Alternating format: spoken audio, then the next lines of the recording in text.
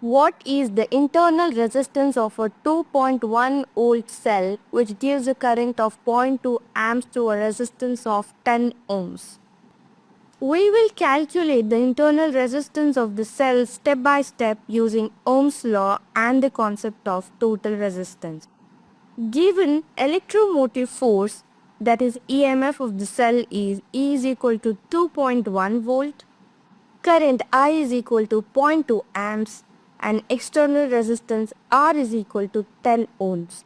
The total resistance of the circuit includes the external resistance R and the internal resistance small r, given by E is equal to I into R plus R.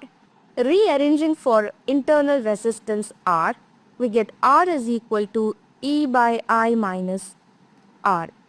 Substituting the given values, where E is nothing but 2.1, I is 0.2 amp, and R is equal to 10 ohms, we get internal resistance R is equal to 2.1 by zero point 0.2 minus 10, which is equal to 10.5 minus 10, which is equal to zero point 0.5 ohms. The internal resistance of the cell is 0.5 ohms, so the correct answer is option A.